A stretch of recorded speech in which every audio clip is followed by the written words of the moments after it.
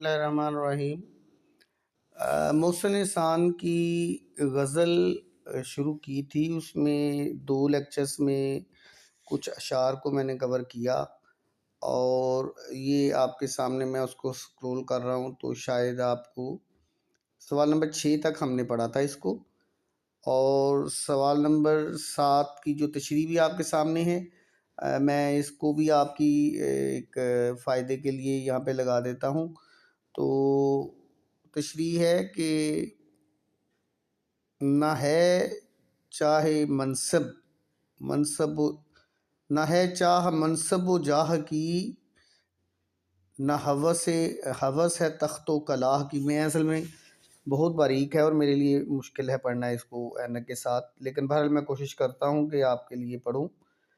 میں غریب ہوں تو غیور رکھ، مجھے صرف رزق حلال دے۔ تو شاعر یہ کہتا ہے کہ نہ تو مجھے جاہ و منصب، جاہ کہتے ہیں، نہیں یہ چاہے منصب ہے،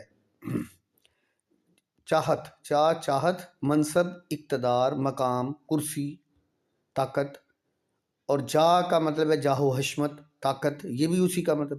کہتا ہے نہ مجھے منصب کی اور قوت کی چاہت ہے، نہ ہوس ہے تخت و کلاه کی، نہ مجھے یہ وہی تخت و تاج جو ہوتا ہے، کلا یہ پگڑی کو کہتے ہیں، ویسے تو پگڑی کو کہتے ہیں، ٹوپی کو بھی کہتے ہیں، تو یہاں تاج کے معنی میں آ گیا، تخت و تاج۔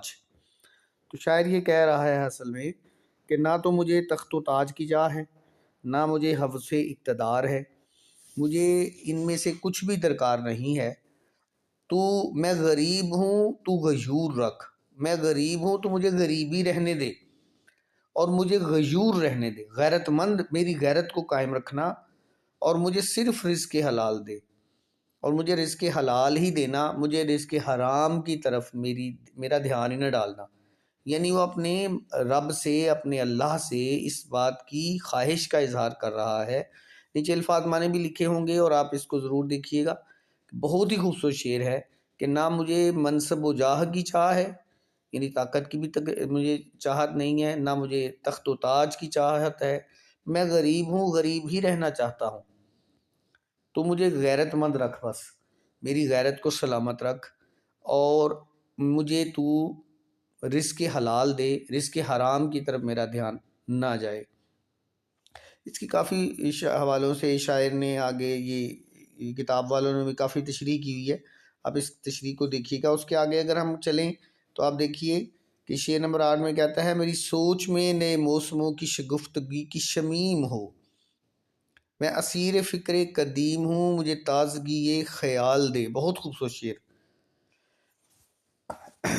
شاعر کہتا ہے میری سوچ میں، یعنی یہ میرا نظریہ ہے، میری فکر ہے، میرے خیالات ہیں، نئے موسم آئیں، نئے موسم سے مراد ہے نئے خیالات میرے اندر پیدا ہوں، شگفتگی ہو، تازہ خیال پیدا ہوں، شمیم خوشبو کو کہتے ہیں، ان میں نئے خیالات کی خوشبو پیدا ہو، میں اسیر فکر قدیم ہوں، زیادہ تر تو میں، اسیر کہتے ہیں غلام کو، تو زیادہ تر تو میں پرانے خیالات کو پسند کرتا ہوں، تو میرے اندر نئے خیالات کو بھی پیدا فرما، یعنی مجھے نئی فکر کی طرف، نئے نظریات کی طرف مائل کر، اور میرے خیالات، میرے نظریات میں ایک ایسی شگفتگی، تازگی اور خوشبو پیدا کر کے لوگ اس کو دیکھیں، سنیں، پڑھیں، اور ان کو نیا زاویہ نظر ملے۔ تو شاعر نے ایک بڑے خوبصورت اور سادہ انداز سے اپنا ایک نقطہ نظر بیان کیا ہے۔ اس کی تشریح کافی بہتر ہے، جیسے ستاروں سے آگے، نیچے شاعر نے لکھا بھی ہوں اقبال کے اشعار کہ ستاروں سے آگے جہاں اور بھی ہیں، میری ابھی عشق کے امتحان اور بھی ہیں، اپنی دنیا آپ پیدا کر اگر زندوں میں ہے، سر آدم ہے ضمیر کن فکاں ہے زندگی، اپنی دنیا آپ پیدا کر۔ یہ 2 دفعہ غالباً ایک ہی شعر لکھ دیا، بالکل۔ تو یہ اس کی تشریح آپ ضرور پڑھیے گا۔ میں نے آپ کو پہلے بھی بتایا ہے کہ نظم کے بند کی تشریح جو ہے وہ آپ نے اکٹھی کرنی ہوتی ہے، اس میں الگ الگ اشعار نہیں کرتے۔ میں کسی وجہ سے اس کو 2 لیکچروں پہ اصل میں ڈسٹریبیوٹ کرنا چاہ رہا ہوں۔ اگلا ایک چھوٹا سا ایک ہی شعر کا لیکچر ہوگا، اس میں کچھ انسٹرکشن بھی ساتھ دے دوں گا، اور اس کو بھی میں مختصر ہی کرنا چاہ رہا ہوں۔